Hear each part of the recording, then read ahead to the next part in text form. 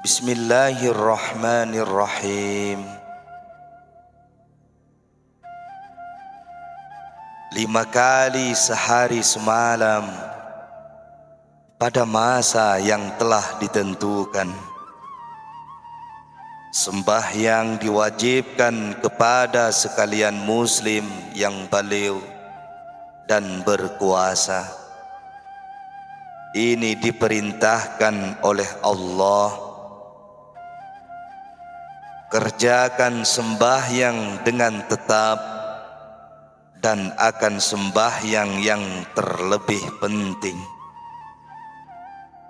Surat Al-Baqarah ayat 238.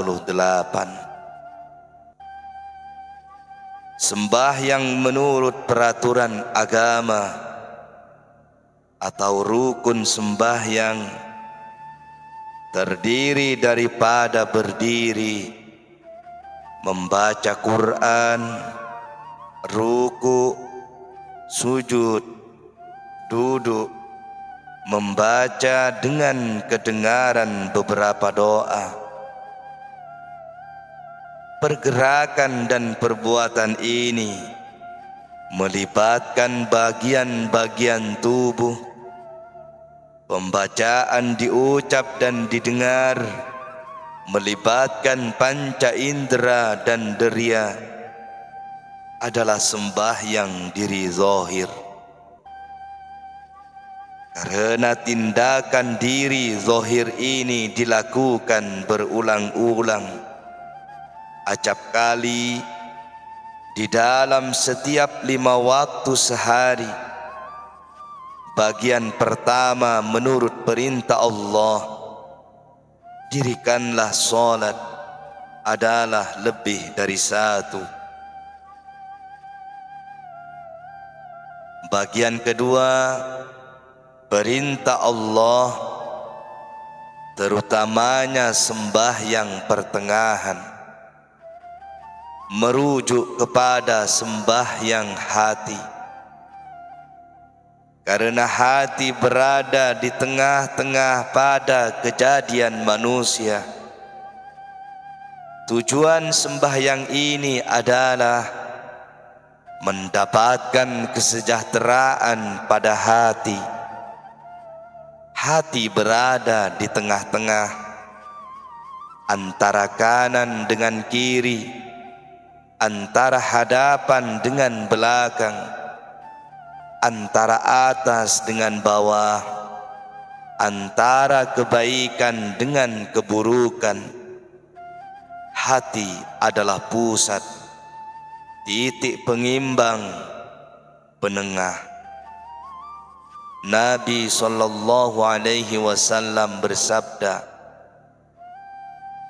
hati anak Adam berada di antara 2 jari yang Maha Penyayang. Dia balikkan ke arah mana yang Dia kehendaki. 2 jari Allah adalah sifat kekerasannya yang berkuasa menghukum, dan sifat keindahannya dan pengasihnya yang memberi rahmat dan hikmat. Sembahyang sebenar adalah sembahyang hati. Jika hati lalai daripada sembahyang, sembahyang zahir tidak akan teratur. Bila ini terjadi, kesejahteraan dan kedamaian diri zahir yang diharapkan dipengaruhi daripada sembahyang zahir itu tidak diperolehi. Sebab itu Nabi SAW bersabda, amalan sembahyang mungkin dengan hati yang diam. Sembahyang adalah penyerahan yang dicipta kepada pencipta. Ia adalah pertemuan di antara hamba dengan Tuhannya. Tempat pertemuan itu ialah hati. Jika hati tertutup, lalai dan mati, begitu juga maksud sembahyang itu. Tidak ada kebaikan yang sampai kepada diri zahir daripada sembahyang yang demikian. Karena hati adalah intipati atau hakikat atau zat bagi jasad. Semua yang lain bergantung kepadanya. Nabi sallallahu alaihi wasallam bersabda, ada sekeping daging di dalam tubuh manusia. Jika ia baik, maka baiklah semua anggota. Tetapi jika ia jahat, maka jahat pula anggota. Ketahuilah, itulah hati. Sembahyang yang diperintahkan oleh agama atau syariat dilakukan pada waktu tertentu, 5 kali sehari semalam. Sebaiknya dilakukan di dalam masjid secara berjamaah, menghadap Ka'bah, mengikut imam yang tidak munafik dan tidak riya. Masa untuk bersembahyang batin tidak mengira masa dan tidak berkesudahan bagi kehidupan ini dan juga akhirat. Masjid bagi sembahyang ini ialah hati. Jemaahnya ialah bakat-bakat kerohanian yang mengingat dan mengucap nama-nama Allah yang esa di dalam bahasa alam batin. Imam sembahyang ini ialah hendak yang tidak dapat disekat. Arah kiblatnya ialah keesaan Allah yang di mana-mana dan keabadiannya dan keindahannya.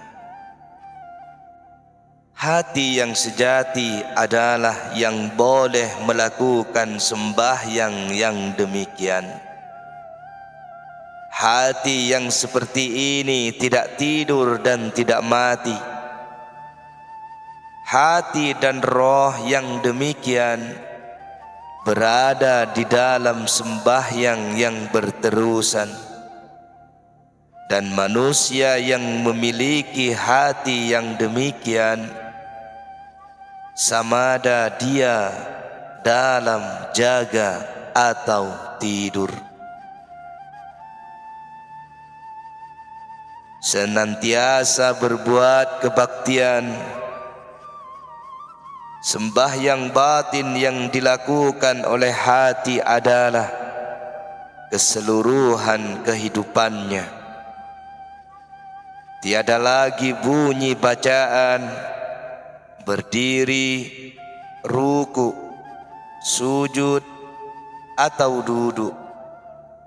Pembimbingnya, imam sembahyang itu adalah Rasulullah sallallahu alaihi wasallam sendiri. Baginda berkata-kata dengan Allah yang Maha Tinggi, Engkau yang kami sembah dan Engkau jualah yang kami minta pertolongan. Surat Al-Fatihah ayat 4.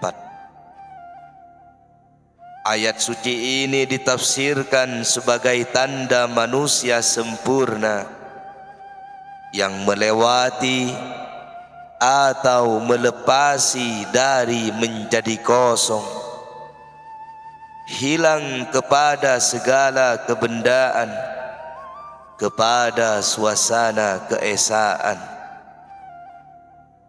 hati yang sempurna demikian menerima rahmat yang besar daripada Ilahi. Satu daripada rahmat itu dinyatakan oleh Nabi sallallahu alaihi wasallam. Nabi-nabi dan yang dikasihi Allah meneruskan ibadat mereka di dalam kubur seperti yang mereka lakukan di dalam rumah mereka ketika mereka hidup di dalam dunia. Dalam lain perkataan, kehidupan abadi hati meneruskan penyerahan kepada Allah yang Maha Tinggi. Bila sembahyang tubuh badan dan sembahyang diri batin berpadu, sembahyang itu lengkap, sempurna. Pahalanya besar. Ia membawa seseorang secara kerohanian kepada kehampiran dengan Allah, dan secara zahir kepada peringkat yang paling tinggi mampu dicapai. Dalam alam kenyataan mereka menjadi hamba Allah yang taat.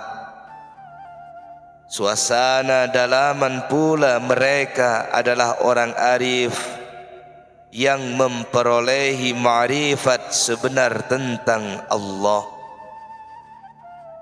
Jika sembahyang zahir tidak bersatu dengan sembahyang batin, ia adalah kekurangan. Pahalanya hanyalah pada pangkat atau kedudukan, tidak membawa seseorang hampir dengan Allah.